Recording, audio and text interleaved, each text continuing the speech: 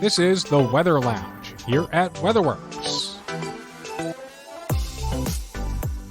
Well, hello, friends, and welcome back to the Weather Lounge. I'm your host, meteorologist Brad Miller, and our podcast comes to you from our WeatherWorks headquarters here in Hackettstown, New Jersey. And joining me, as always, is my good buddy and co-host, meteorologist Mike Mahalik. Hello there, Mike, on this fine summer's day. It is a fine summer's day. You know what I think we should do? I think next podcast we should really spice up that intro. All right. Add a little bit of fun to it. Can't hurt. I want you to knock my socks off next time, Brad. All right, I'll look into it. And then after you do it and it's over the top, I'm gonna be like, okay, forget it. Yeah, you're probably right. But you know what? Like I said, it's the first day of summer, the old summer solstice. So you know what? That's I think right. what we should talk about today is some summertime weather records. Yeah, I mean, we did that in the winter season. It was really a hit with a lot of our listeners finding out what the coldest temperatures were, the most snow ever in a snowstorm, things of that nature. But yeah, I think we should do it for this summer. And I think we'll need some help with this podcast. And we have a guest. He's been a guest here before, and that is meteorologist Mike Priante. Mike, how you doing? Hey. The finest producer in the podcast business. Hey. Was he Fonzie? Hey. I'm just slicking my hair back with my comb and wearing my... I say he's the finest producer in the podcast business. Well, hold on a second. Well, this is true, Let's but not go that far. Yeah. But I got to ask, Mike, is it Priante or Prianti? I feel like I goofed that up. I have no idea, Mike. I don't even know what my name is pronounced. I don't know. It's Prianti, maybe Priant. It's definitely not Tay. Tay sounds weird. Okay. Prianti sounds more like it. Chianti. Like a good Chianti. Honestly, Chianti, yeah. Chianti's a pretty good wine. Let's change your name to Mike Chianti. Well, originally my last name was actually spelled Briganti. Oh, really? Oh. So, yeah, and then Ellis Island screwed it up. So, you can blame the pronunciation on Ellis Island. Just blame it all on them. It's not my fault. Well, the same thing happens with me. A lot of people say Mahalik, and it's Mahalik, is how it should be pronounced. But then people get on the whole, Mahalik, alcoholic, and blah, blah, blah. You know, I've heard that joke a million times when I was a kid. You can't mess mine up. Mine's just straightforward. Brad, Miller. I can't have any. I can't have any fanciness. Are you a Brad Miller Light? Yeah. Wow. So that's where we're going with this podcast today, huh? Hopefully not. Anyway, so that let's get on to the topic that we have, and like we said before, we're going to be talking about summer records today, and we'll have more on those right after the break. So stay with us. Hey everybody, well, how many times have you been burned by a weather forecast? Well, probably a few, and it might have cost your business thousands. WeatherWorks is different. We have over 30 meteorologists to give you forecasts, notifications, and weather advice 24/7. Now that could certainly help when it comes down to making those crucial decisions, but there are even more products than that in which WeatherWorks offers, from weather data to historical reports. Call us at 908-850-8600 or visit us on the web at weatherworksinc.com. And don't forget, when you think weather, think WeatherWorks. Welcome back, everyone, to the Weather Lounge. I'm meteorologist Brad Miller, and once again, our podcast today is all about summer weather records and how apropos for the first day of summer. And it's happy. I'm glad that we're here in June, and we're going to be talking about these summer records. So you know what? Let's get it started here. Mike Mahalik, we'll bring you in first. I thought I was going to talk about weather records first. No, you got to wait. About weather records. Can I mention my favorite weather record? Okay, go for it. Go ahead. I really love the Billy Joel record, Stormfront. Okay, yeah. I mean, that's a great weather record, honestly. Right? Oh, I got where we're going. This is so bad right now. We're going with that. Wait, we're not talking about records like vinyl records? Because oh no, I did not prepare for this. Well, then we might as well use a Billy Joel song for this. Yeah, there you go. We'll have to come back, with that track for everybody. Oh man. Well, I'm already prepared, so I mean. Oh my goodness. Well, hey, you know Next what? thing, That's not a bad idea. All right, we're going off the side here, but we should come up with. We know how we did weather and movies. We should do a weather and ooh, music. favorite weather songs. There's a lot There of we them go. out All there. right, Singing mark in it the down. Rain. Yeah. Like I said, I got a whole list of them. Like you guys didn't communicate this with me, so now I'm like, Oh, now I'm oh gonna have yeah. to be like just really like winging it here. So you One know of what, my Mike? favorite songs by Guns N' Roses. Come on, what's the other one? No, November Rain, right? Yes, There you go. I don't like that song at I kind all. of like it. All right. It just drags on and Yeah, ugh. it does. All right. Well, you know what? That's a good one. Look forward to that one, folks. We'll schedule it at some Yeah, point I like later that. this Yeah, year. we'll do the weather songs. Yeah, that'd be nice. All right. So, Mike, why don't you get us started here? Since you did the background check and some of the research on the hottest temperature around the world, including Right. the U.S. Right. Yeah, and this one, has changed a little bit over the years based on, some meteorological research, but I think everybody wants to know what's the hottest it's ever been on Earth, just like they want to know what's the coldest it's ever been. So the official record right now is 134 degrees, and that was in Furnace Creek Ranch in California. That is in Death Valley. It was set on July 10th, 1913. So that is the official record. But for many years, it was actually a place in Libya in northern Africa, and it was 136.4. And that was in September 13th or on September 13th, 1922. So for many years it was that record, but what happened is these world records for temperatures and things like that always go under review.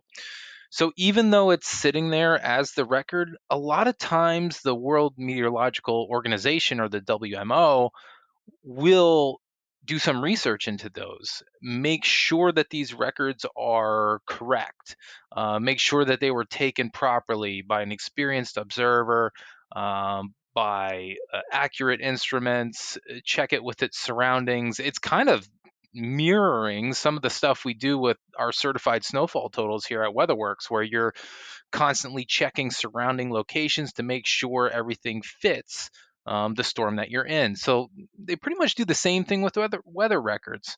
So what happened was it got discredited, and actually they pulled that record because they felt that the instruments were problematic. They felt that the observer was inexperienced. They also thought the observation site was not representative of the surroundings. So I don't know where it was located, but for example, if you had a temperature sensor in the middle of a parking lot versus the grass field next to it, you're going to get some different temperature Right. readings for And sure. maybe it was in the sun or something because Maybe they didn't have the shelter over the temperature sensor. What do they call that? Cotton regions shelter? Am I right with that? I think so. Cotton regions?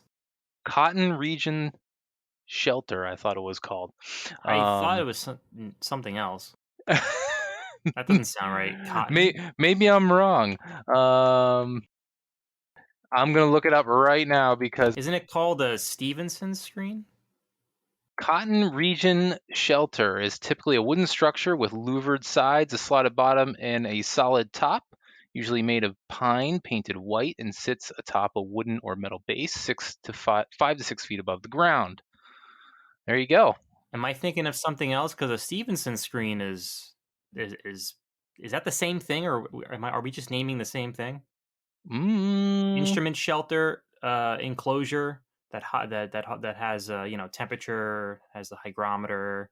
It said many cooperative observers at the National Weather Service use cotton regions shelters for maximum and minimum temperature data. Hold on a second, I gotta look this up. That looks just like a Stevenson screen. I think it's the same thing. Oh, the Cotton Region Shelter is an American adaptation of the original Stevenson screen. Ah. Okay, so it's basically just an upgraded version, and they're calling it a Cotton Region shelter. So I was right, you were right, we were both right, just different. We were both right. They're the same thing, just named different things depending on where you are. Right.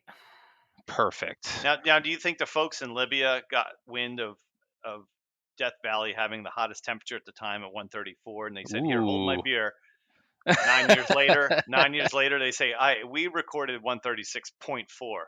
It's possible because I feel as though similar things happen in snowstorms where Yeah, people measure a foot and then another guy down the street's like, more than a foot, and they search around yeah, and they find 13.5 or something, and then all of a sudden you get this runaway I got more than that thing yeah. going on. So Well, I think the world of one-uppedness didn't really wasn't really around 100 years ago. right. Well, you never know, but Social media, Twitter, yeah. But that's one of the problems they found is that it was poor matching to surrounding right, locations where right. this Yeah, there instrument might have been a was. bunch of 120s around there, and then pops up a 136.4 out Right. of nowhere. Yeah. So you would expect it to be probably at least 130 if you're measuring 136 at a lot of other neighboring stations. So yeah, I mean it's interesting that got shot down, but no, the United States holds the record for the hottest place on Earth in our recorded history. So quite interesting. But I think more interesting is how hot a lot of the United States has been. So, question to you guys: do you think has every state hit 100 degrees? Do you know? I want to say yes. Mike's yes. What do you got, Brad? I'd imagine so. I mean, you know what? It's weird. I would think, I would think a place like,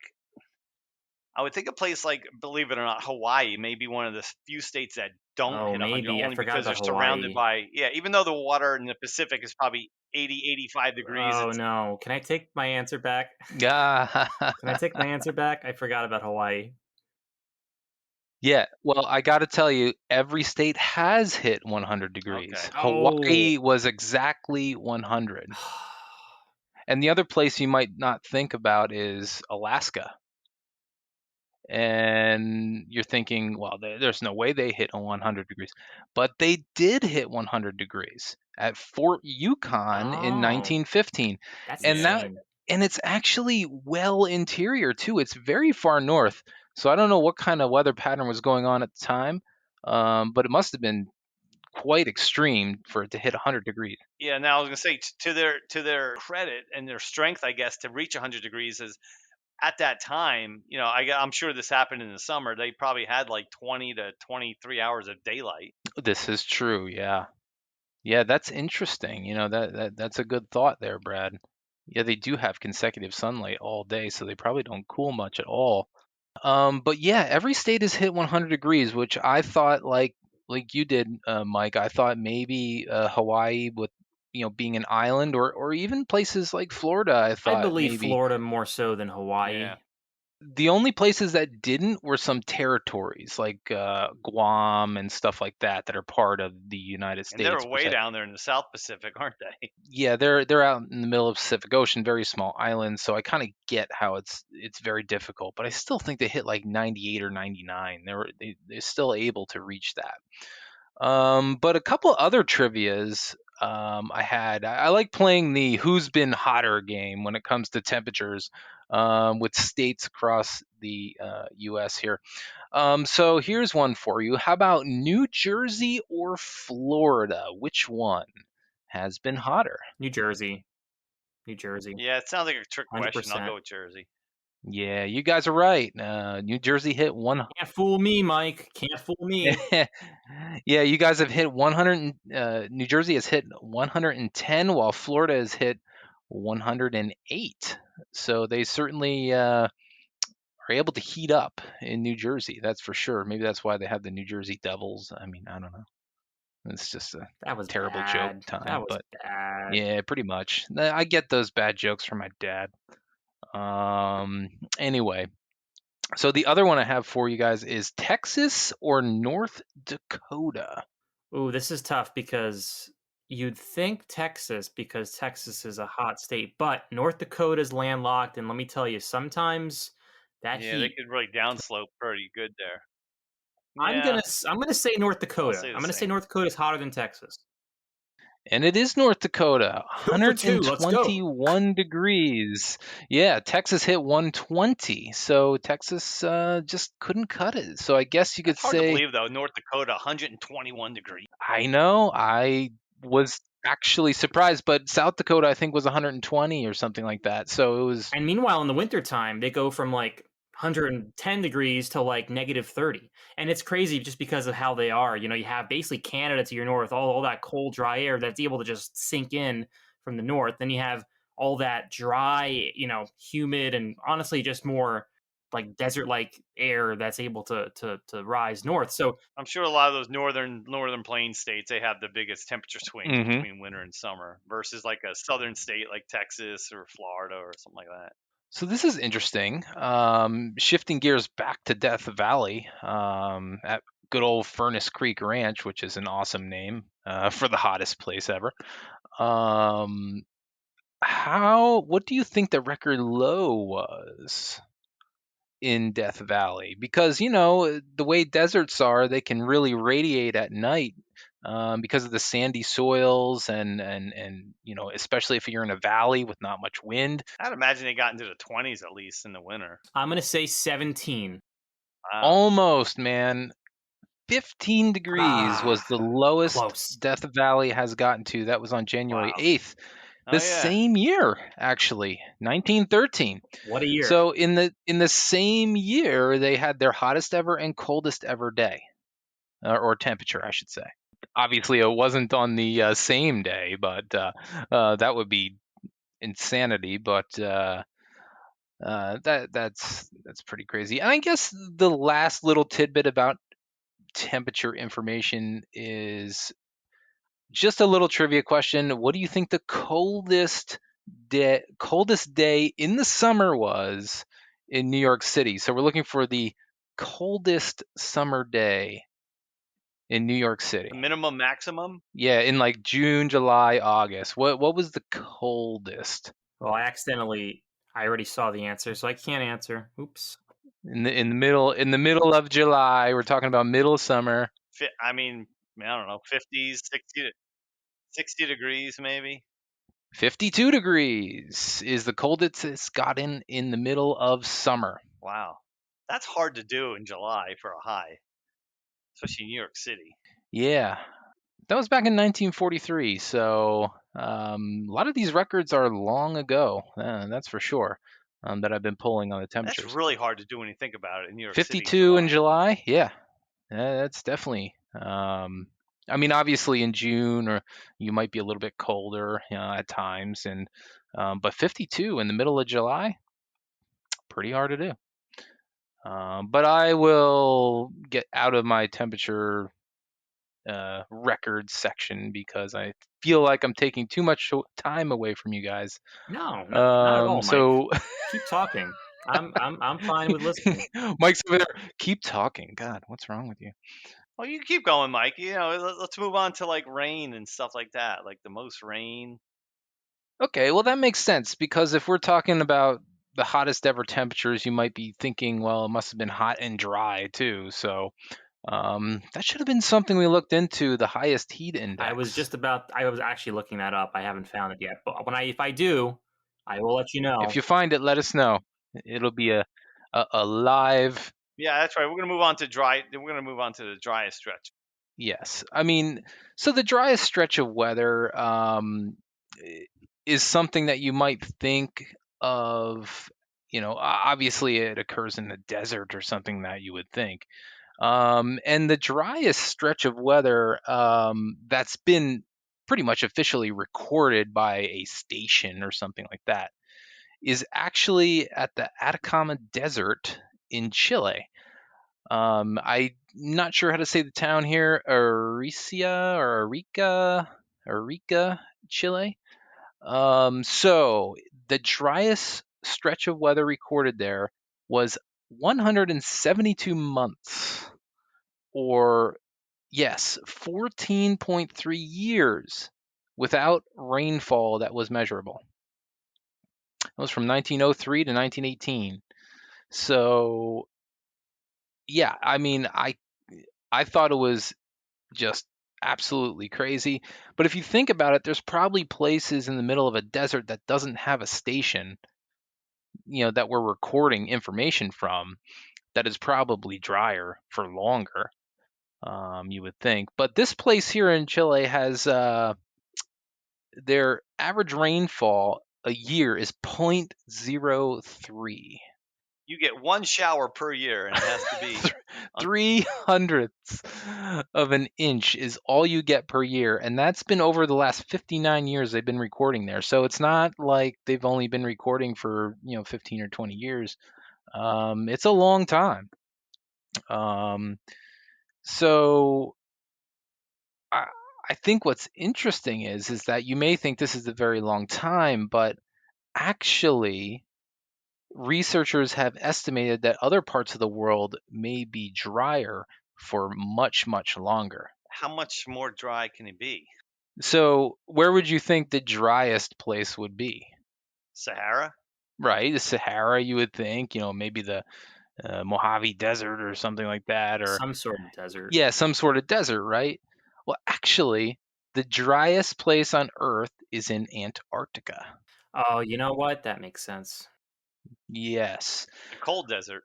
So there's something called the McMurdo Dry Valleys in Antarctica. And the researchers are saying that they have not seen precipitation in 2 million years. 2 million, which is, I can't even comprehend. What does that go back to, dinosaurs? I Right, think 2 million dinosaurs years are ago? a little bit more than that, but A little bit older than 2 million years? yeah, I don't know. it's just a little bit. When did they go extinct? I don't know. I thought it was like 2.5 million I years think ago. it's tens of millions. Oh, really? I think so.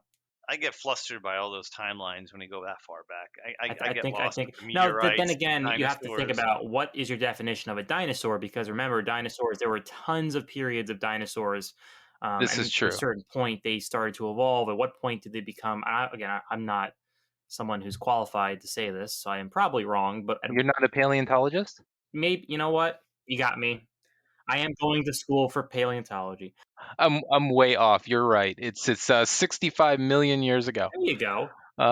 So I don't know what I was thinking about. I was only off by 63 million years, but yeah, way off on that one. Luckily, I am not a paleontologist, or I would be, fired on the spot. Nor do you play one on TV.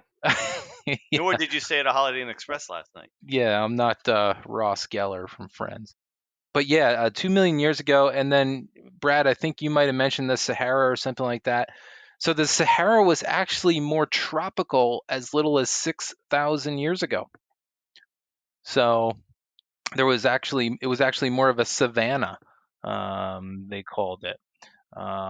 So it's not that long ago that the Sahara Desert, which you think would never ever see rain, was actually kind of a wet place. Hey, maybe in the next 6,000 years, the Amazon will become another Sahara. Well, if they keep, I mean, they're cutting down trees a lot there, so that's not a good Well, they're thing. speeding up the process. Yeah. What about in the U.S., Mike? Of course, what always comes to my mind when you talk about dry weather is the Dust Bowl. Now, of course, it was way before we were alive, but I mean, that was back in what, the 30s? Yeah, I looked into several droughts because a lot of the Northeast is currently under moderate drought, or was, depending on if they saw any type of rain. But yeah, the Dust Bowl in 1934 was one of the, I'd say, worst droughts that's been recorded in the United States. So basically, in July, 78% of the United States in 1934 was abnormally dry. And then we're talking about the contiguous U.S. We're not talking about Alaska and Hawaii. Lower 48. 78% was abnormally dry, and 66% was in moderate drought. And a lot of that was centered over the Great Plains, into the Midwest, into the Ohio Valley, around the Mississippi River, that sort of thing. So a lot of area where a lot of agriculture occurs was in this extreme drought, which is why the Dust Bowl got coined from all the sand dust storms and things like that going on. So yeah, I mean, there's been several pretty big droughts in history. I guess there was one in the 50s that was really bad also. So yeah, I mean, that's what's going on with the droughts, and hopefully we don't have major droughts like that in the future, because I mean, it's inevitable, of It course, is but inevitable, I think, at this point, unfortunately. Yeah, you wonder what the pattern looked like back then in the 30s. I'm sure you can go back and look, but was it Omega blocks? Was it like yeah, just giant Rex block. big ridge stuck in the Midwest? Mm-hmm. Quite interesting. But that's really all I have on the driest weather. So I think we should shift gears to something else. I'm running out of voice. Mike, before you shift gears, I did look up there's no records for heat index, but Oh, good. they did record in 2015 in Iran Oh no. what appears to be the hottest heat index so far, I guess, measured. Can you guess what it is? Take a guess. I'm gonna go with 145. No. Higher. Okay, higher or lower here? Let's play the Price is Right game. 149. Higher. Really? You want to say $1 and just forget about it? Yeah. How about 150? Yeah, like that. Oh man, that mountain climber guy on that game. It's much hotter than 149. I'll tell you that. Much hotter? 160. So we're talking about 160. You're very close. Oh my goodness. Like, you're very close. It's 165. That's my God. ridiculous. And it was back in July. What was like the temperature 110? The dew point was like 90. I can tell you what the temperature and the dew point actually Yeah, was. what was it? Actually, on the 30th of July, the heat index was 158 degrees Fahrenheit. The air temperature is 113 degrees. So if you already know what the dew point's going to be, the dew point is absolutely disgusting. What do we got? You're all seated, right? Yeah. Okay. 89.6 degrees Fahrenheit my gosh. that was the dew point. 89? Yeah. And then the next day it was 114 degrees. The dew point was very similar. So yeah. I'm going to pass on that one. I mean, it's some of the worst things when it's hot and humid like that. Can you imagine just walking outside, just like Jesus? I don't know what the science is, but I do know that there becomes a point where the dew point, if it gets too high, you can actually choke on, like, almost like drown in the air. Drown in the air? Because there's so much water vapor, you're actually breathing in so much water vapor into your lungs. Oh my gosh, I didn't think of that. I don't know what the actual temperature is, but I think, like, once you get into like the 90s, it starts to, like, really become too much. I want to say several years ago, there was a heat wave in New Jersey, and I remember our office hitting. They might have hit like 100 degrees with something like a 70-something degree dew point. I want to say it was 80, but maybe I'm too high on that. But I remember some ridiculous heat indices that were around the state, and I don't know when it was. I just remember what our temperature sensor said in our lower office there, and we went outside, and it was just so sticky and thick, just like and it was stuffy, probably. yeah, it was just walking into like Mike said, a wall of water almost.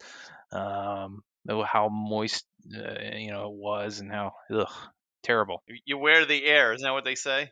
Yeah, wear the air. Yeah, it's like flop sweat, and this right away as soon as you walk outside, just. But they say the wet bulb temperature, when it gets above 95 degrees, the body loses the ability to cool down. Well, that's the problem with the heat index. Your body can't cool itself down with sweat because the evaporation doesn't happen. But there also becomes a point where, like, because it can't cool down, literally that moisture has nowhere to go, so it just stays in your body. So I don't know if you're like, I don't know if it's really breathing in, but it's more so like you might just like kind of suffocate with the moisture in your body. Like, you can't like physically, like, maybe it starts to your lungs start to collapse. And I don't know. I think you're crossing some medical thresholds that we're not experts in. I'm a paleontologist. I'm a doctor. I have a lot of hats. I don't know. I see a lot of meteorology books in the background of your screen right now, so I don't know if there's any medical documents back there. Oh, you know what? I play a doctor Oh, on TV. got it. Okay, you Got got it. me. You got me. You got me. All right, let's move on. What do we got next? Oh, since we're on the sticky humid side, let's talk about the rain, I guess. Perfect. Have you ever seen the rain? Oh my god. Another song. Weather and What a weather good and music. song. Creedence Clearwater Listen, Revival. that's a different podcast. Let's Okay, back all right. on Weather Records. I have a list, Mike, of all the songs. Yeah. And Yeah. the next meeting we have to really coordinate this because this is not good. Yeah. Jeez. Anyway, all right. Who's going with the rain? I'll go with rain. I like rain. Let's start with the rainfall rate. So, this crazy rainfall rate happened back on June 22nd in 1942 in a small little town northeast of Kansas City. So, picture it. You're out there. There's a thunderstorm. It's raining. 12 inches of rain fell in 1 hour. 1 hour. Wow. Yeah. Not 24 hours. We've seen that like a before. waterfall in front of your 1 face. hour. Now, can someone do the math? Because I don't want to do the math. What would be that rainfall rate every minute? Well, it'll have to be, was it 5? Every minute. What's the rainfall rate a minute? 60 minutes in an hour. So somebody get the calculator out, please. I've done too much today. No, come on. I think it'd be 0.2 every minute, right? Yeah, 0.2. Brad is on it. But actually, so it'd be an inch every 10 minutes, right? Yeah. Ooh. An inch every 10 minutes. That's insane. I don't know about you guys, but like that. No, it'd be an inch every 5 minutes. Sorry. Yeah, 5 minutes. 1 inch every 5 minutes. That's even more insane. That's even more impressive. Every 5 minutes. I mean. Yeah, 0.2 every minute. I mean, I'm trying to think about snowfall rates, and usually you max out snowfall rates.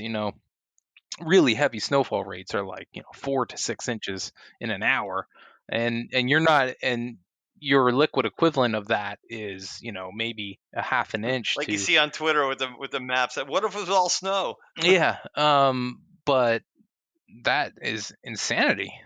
Do you want to hear something even crazier? I don't know. I actually lied about the 1 hour. Why? That fell in 42 minutes. Oh, geez. Oh, okay, come so on. 12 inch. Okay, so the rain rate was 12 inches per hour, but the 12 inches fell in 42 minutes. So now we're looking at almost 0.3 inches per minute. It's just insane. And yeah, they had to do 1 hour because there's no such thing as a 42-minute rainfall rate. I don't think anybody's measuring rainfall in 42 minutes. And that's odd too. In the middle of the country, I mean, you would think there has to be some kind of oceanic effect and like some kind of moisture source close by. It had to have been some sort of when we see this a lot of times when storms build over the same area due to a lack of flow. We call it training thunderstorms, training areas of rain where it just seems like it's just raining indefinitely. We saw that earlier this year down in, I believe it was Miami. Yeah, no, it was Fort Lauderdale, just north of Miami. The airport was underwater. They saw a lot of rain in a short amount of time. And, you think, okay, obviously Florida, they get a lot of rain, right? They can handle it. But the thing is, when you have like just a storm that sits on top of an area for 5 hours straight with no flow, and it's the same intensity, I don't know what the rates were, but eventually the drainage system just can't handle it. And also Fort Lauderdale is not just like, you get floodplains, that's fine, but like it's built up. So when you have a lot of that concrete, and this is why a lot of the urbanized areas flood easily, because all that water just sort of gets funneled into like just one area, and there's no natural systems for it to drain out to because of all the concrete buildup. Right. Now I'm going to use some meteorology here on you guys. That's what were the precipitable water values? The P watts had to be like 2 to 3 inches. Probably, yeah. I mean, we're talking tropical PWatts, which would be like over 2.5. And it's insane. We could talk about PWatts. That's a whole other, thing to talk about. But Yeah, it's basically how much water you can squeeze out of a column of air if everything was squeezed out, And I basically. guarantee this sounded pretty efficient. oh yeah, very efficient thunderstorm. It did the job. It dropped the rain. Yeah. But I can't imagine like how. Also, think about it. What kind of instruments would you need to like measure that much rain? Like you would have to have like a really big rain gauge. What's the biggest rain gauge you could have?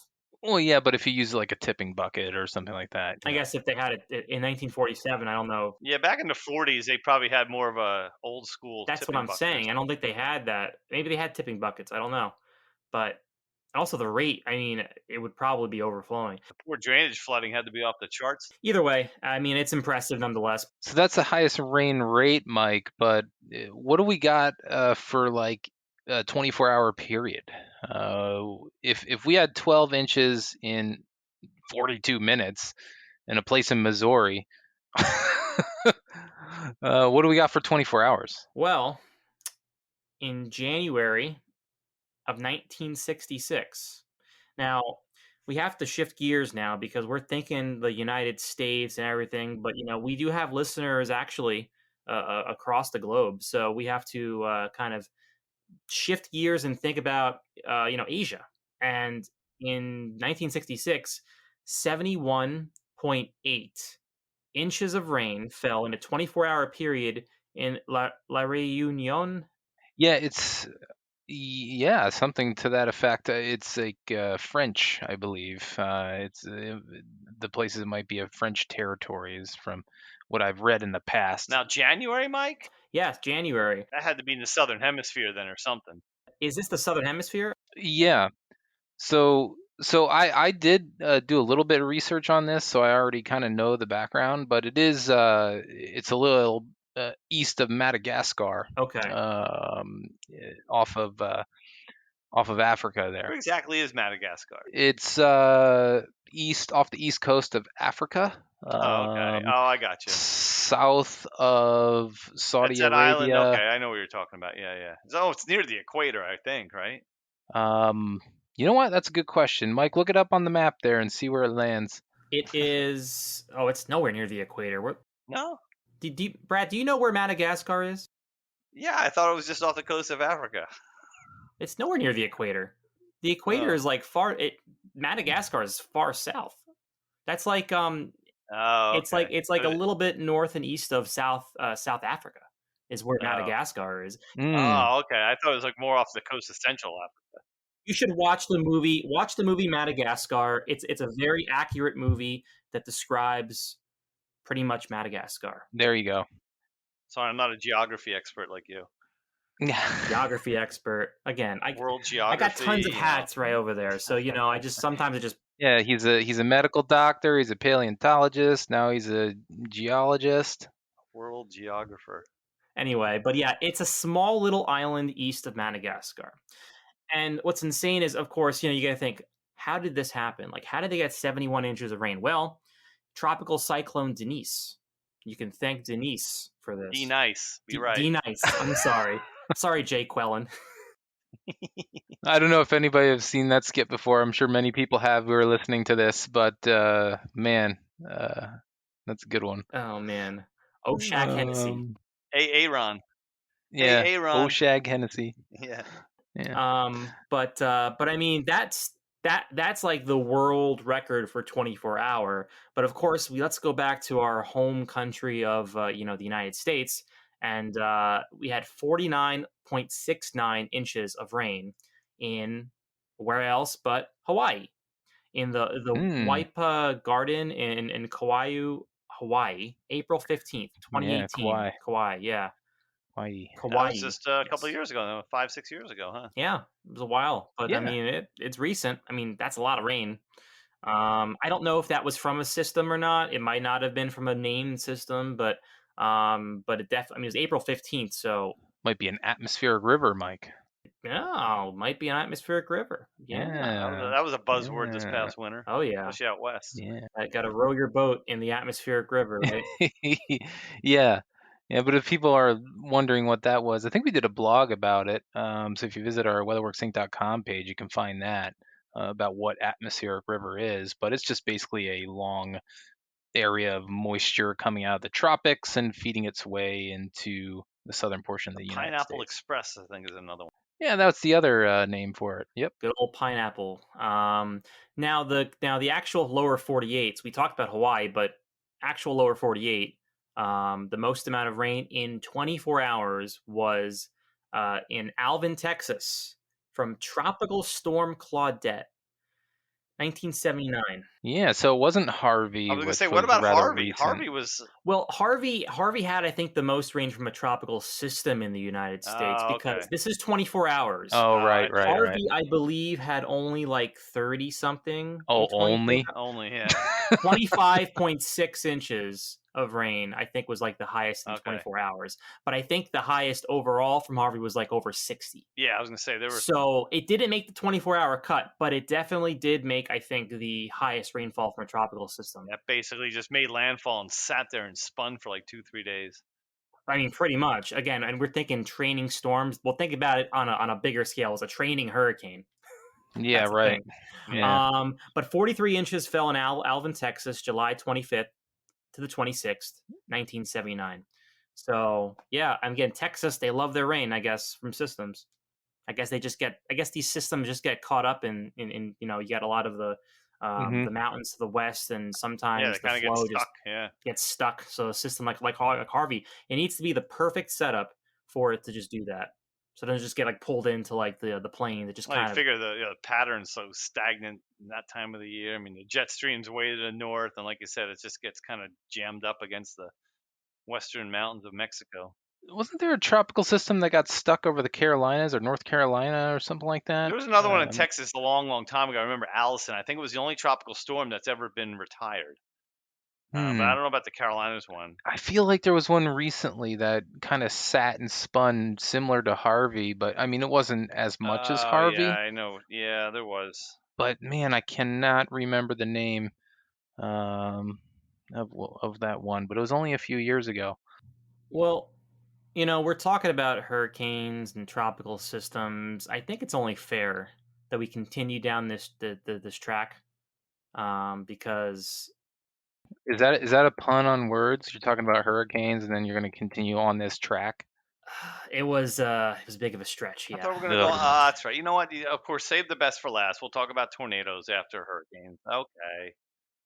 So let's just get into the hurricane aspect of things, and we'll start off with pretty much the fastest pressure drop in a hurricane. Real quick though, before we get to the fastest pressure drop, the one I was thinking of with the rainfall was Hurricane Florence, Brad.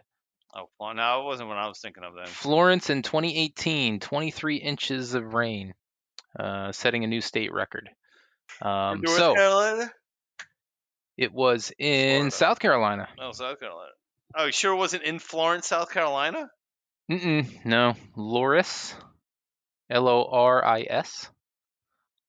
Oh, Loris, yeah. That's around the same area, I think, just near Charlotte, between like Charlotte and Myrtle Beach, I think. It's around 995, I think, Loris.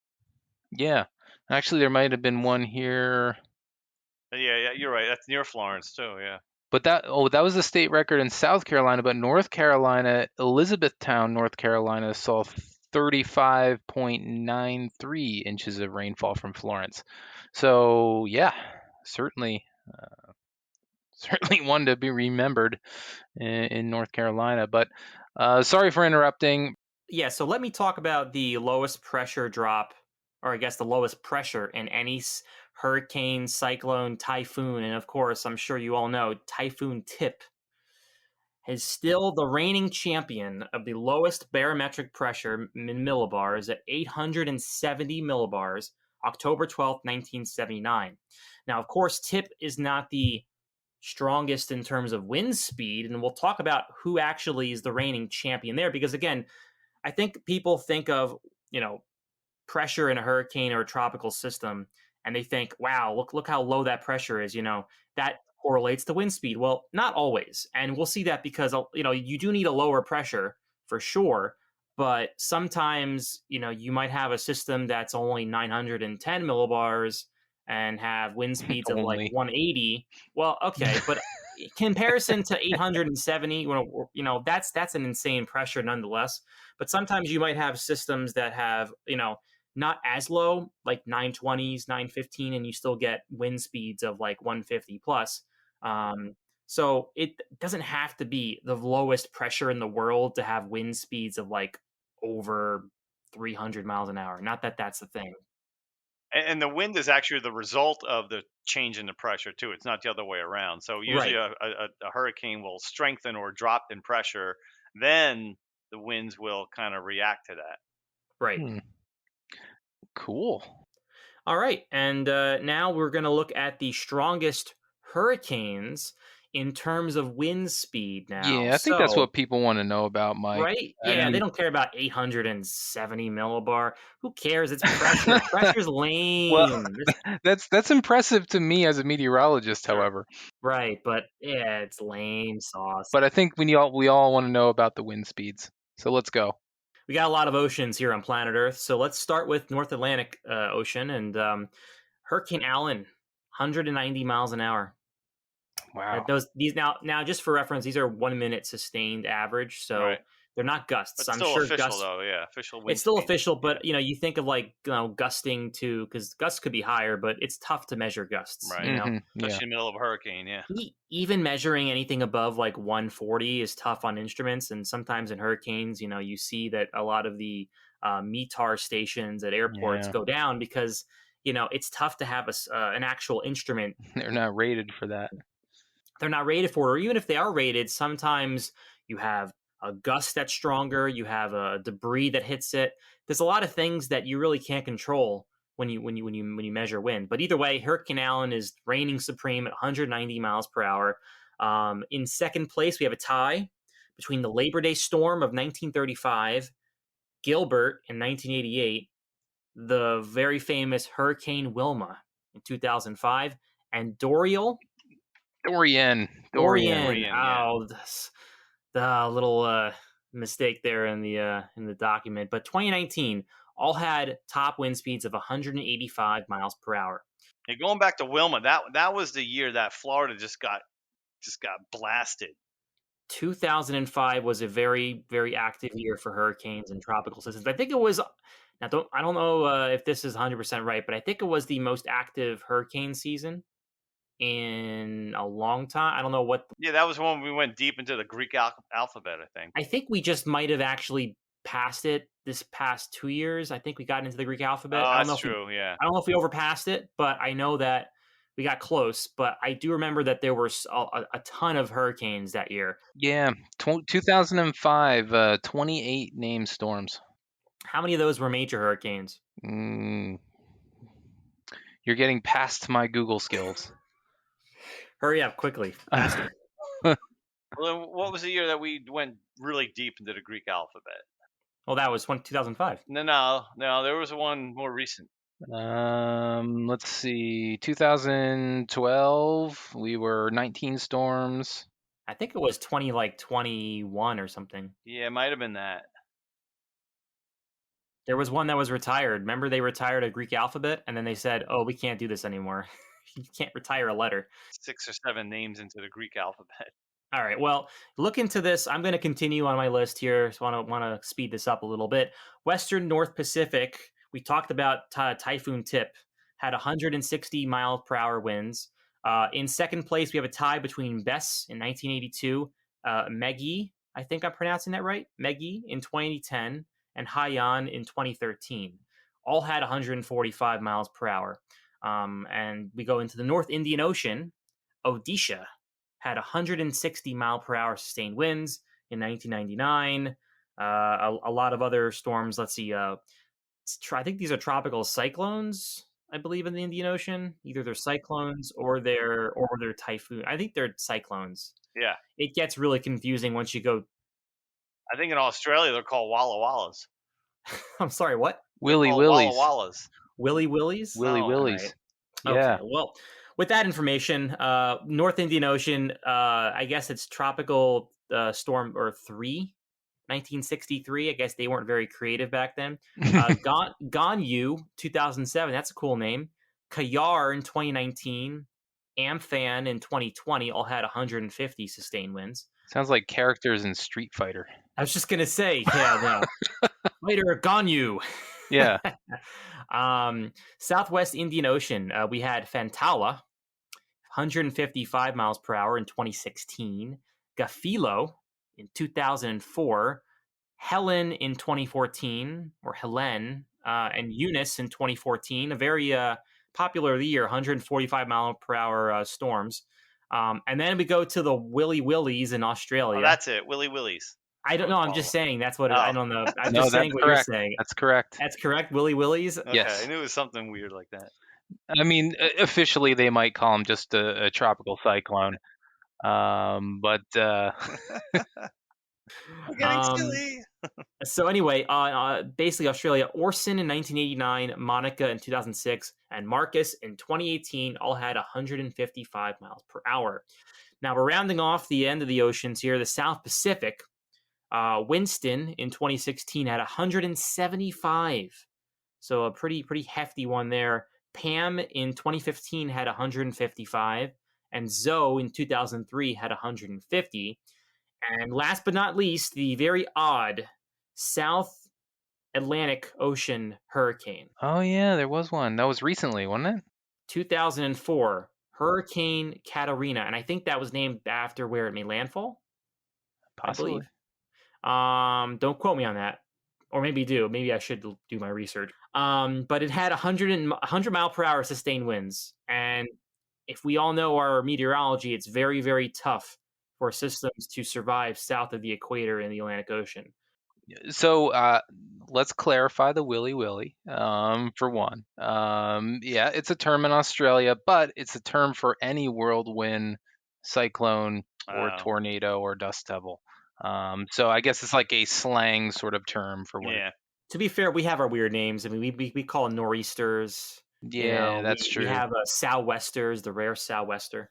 So, and then clarifying the number of storms, most number of storms in a year, 2020 was the 30 storms. 30 named storms. We had 27 in 2005, right? And one of them was retired. It was the Greek alphabet, right? Yeah, yeah. So there were 14 hurricanes that year in 2020 and 7 major storms. So quite a few. Yeah, we used 9 names in the Greek alphabet. We started with Alpha and we ended with Iota as the last storm of the year. And do we Crazy. know what the procedure now is with naming? Or I think they just have a whole another set of names. Yes, they have an alternate name list if they run out that they just start up with. Yeah, because I don't think we can retire Hurricane Alpha. It's like, okay, the No. next year we're gonna go to the B storm. What happened to the A storm? Well, the letter Yeah. A is gone. Yeah, we're going to Latin now. Oh God. So Oh, no. But curiously, the fewest number of storms in a year for the Atlantic Basin is 1. 1914, 1 storm. 0 major, 0 hurricanes. Now, 1914, we didn't have the satellite capability like we do in today's world. So, who knows if there was some fish storm out there. All right, yeah, let's move on to probably the most I guess destructive. I mean, of course, we talk about hurricanes. Now, hurricanes are of course very destructive, but on a very widespread scale. And one thing I used to always tell kids when I'd go maybe do a talk about weather when I was on TV was, what's easier to forecast, a hurricane or a tornado? And of course, most kids raise their hands like, oh, a hurricane, a hurricane's easier to forecast or harder to forecast. But, when you think about it, a hurricane is probably a lot easier to forecast than even a summertime thunderstorm or a tornado, because a hurricane, it's out there. You see it, it's on satellite. You have a good idea which way it's going. A thunderstorm in the middle of summer, and especially a tornado that could maybe be produced by a thunderstorm, it's so fast, you don't know where it's going half the time, and it's really tough to forecast where it's going to end up. So that's why they basically go down as kind of the hardest thing or the most destructive storms on the planet. And they're short-lived too. So we're going to talk about that a little bit here. And of course, going on through time from 1925, there were several other instances of, destructive and notable tornadoes. One was 1974, the Xenia, Ohio one. And we're going to get onto a few other ones here in a minute. But one other one that was kind of recent, going to go back to December 2021. There was the Quad State tornado, and that was actually just two long track tornadoes. And they were both rated EF4. The first one traveled from Arkansas into Tennessee, about 80 miles long. And then the second one went from Kentucky, and it traveled 155 miles. And I kind of remember this one because it was a Saturday morning. I think the outbreak was a Friday night. And I remember the Kentucky governor coming on and just saying, the state of emergency. And, it was just something weird to see in December. Normally, if you want to call it normally, or tornado season is basically March through June, of course, but they can have it any time of the year. But for some reason, that one just sticks in my head because I remember watching the destruction and the news conference on a Saturday morning after all this had happened on a Friday night in December. Yeah, But it's amazing yes, how long these tracks are yeah, and compared that's what I'm saying. to. I mean, December, 7 tornadoes had a path longer than 20 miles. Yeah, it's Right, like, I mean that's outrageous. yeah, When you, at least when you compare to tornadoes that occur here in the Northeast, they usually are on the ground for. Sometimes it's only several hundred feet right, before it lifts, or if you get a long one, it might be 5 to 10 right, miles, something to that effect.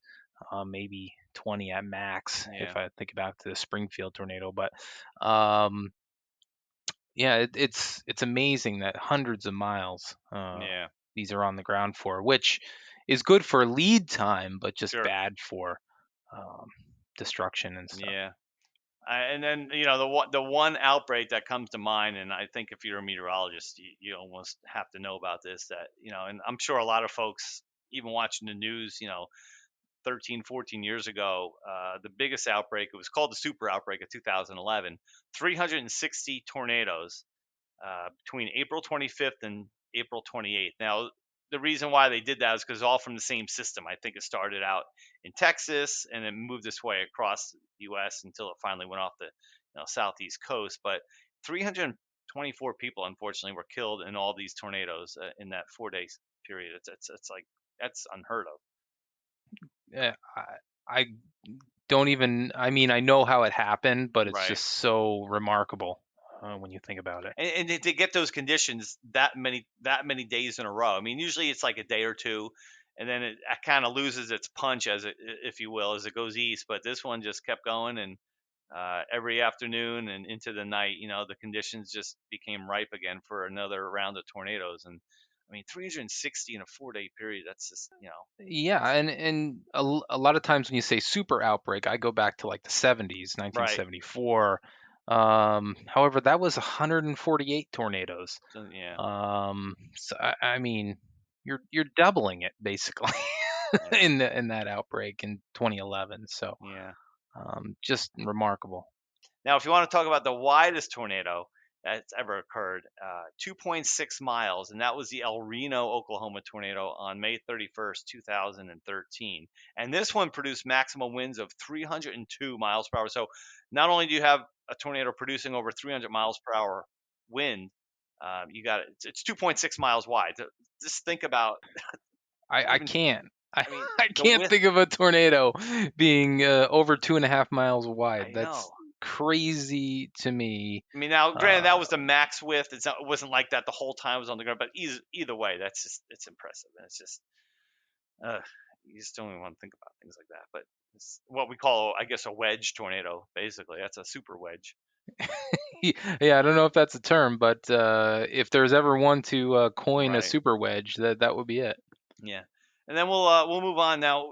I just mentioned the 302 mile per hour wind that was measured with the El Reno tornado. The strongest winds ever measured.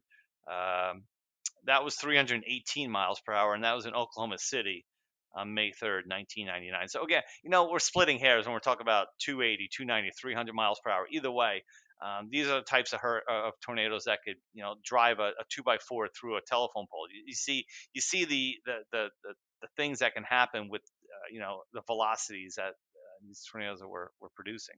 Yeah, and that's the thing. A lot of people think about hurricanes and the winds that hurricanes produce and the destruction there, but really, I know the tornado is much smaller, but with these extreme tornadoes, basically you are wiping the house clean off the foundation, tearing up the asphalt out of a roadway. It's just so extreme. It's hard to think about. And then our last little tornado tidbit here, and we talked about this with hurricanes, how fast the pressure can drop. Now, when the pressure falls, it takes usually a while. It'll take 12 to 24 hours to really deepen quickly and things like that. In the wintertime, we can compare this to a nor'easter, where it comes a bomb cyclone when it drops 24 millibars in a 24-hour period.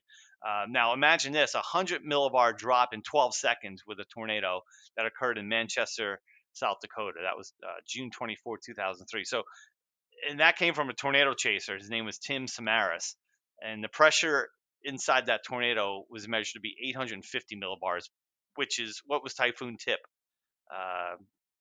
870. So basically, this small tornado produced a pressure lower than basically the lowest pressured hurricane. A much more rapid pressure drop. Very rapid, change in a very smaller scale, of course, but just amazing what weather can do. That's all. For sure. But I think we've kind of exhausted all of our the weather records. No, we got one more thing to talk about. One more thing to talk about. And I know you said, Mike, you want to do this in another podcast, but I did pull out. Oh, it's not the records again. It is the record. It's Billy Joel. Oh my goodness! Front. All right, let me tell if you. Anybody, some good tracks on this. Nobody really sees this because we have an audio podcast right now, but he is holding the album in his hand. Yes. And it's got a hurricane flag on it. We didn't start the fire. Come on, that is that is great. Well, there's songs on that album. There's actually a song. There's actually a song Stormfront on that album, I believe. Yes, there is. That's what it's named after. Yeah. Is Downeaster Alexa on that one? Downeaster Alexa is on here as well. Not Nor'easter Alexa, but Downeaster I know. I remember Alexa. That one though. Yeah. That was in the Hangover. Good album. Actually, I'm not like a super Billy Joel fan. I forgot. Was this one of his last albums? I am not sure on that. Was it this one or Oh man. Now I gotta look this up. This is gonna bother me if I don't do that. I'm on it. Oh, good. Mike's on it. Great. Apparently a very rare one for you. A Very Piano Christmas in 2001. There you go. Yeah, this is 1989. I think. I think it was River of Dreams was his last real album. Not a Christmas themed album. I gotta put this back. But anyway, yeah, we'll you know what? That's a great idea. We talked about it, we joked about it, but you know what? We're gonna have an episode in the future, so make sure you stay subscribed to the Weather Lounge podcast, because you might be able to hear us talk about our favorite weather songs, and there are a ton of weather songs out there. I can see that one pushing more towards the holiday season, because I know there's a lot of songs that deal with snow. There's even a group called the Weather Report. I mean, this is really obscure, and you're digging deep. I think they are the people who sing "It's Raining Men." Yes. Really? I think that's the Weather Report. Yeah. Again, this is very obscure, but we can dive into this in another episode. But we have a lot of content to go through. Let me tell you, there's a lot there. We could have 2 episodes on that. All right. Well, that's it for this episode of the Weather Lounge. Thanks, Mike, for being with us in this episode. Thanks, everyone, for the research. That was good stuff. Yeah. I got a ton of research that went to waste today, but it will be reused. It will be reused, Mike. Hold your horses. We're good. We got it. We will use that in a future episode of the podcast, talking about weather songs and weather theme songs. So we'll certainly do that later this year. But as for now, that is the Weather Lounge for this week. Remember, we have a new episode every 2 weeks. And visit weatherworks.com for everything we do here at our company. And you can find WeatherWorks on all those social media channels and all your favorite apps. So please visit that. So that is it for the Weather Lounge. Thanks for listening, and we'll see you next time.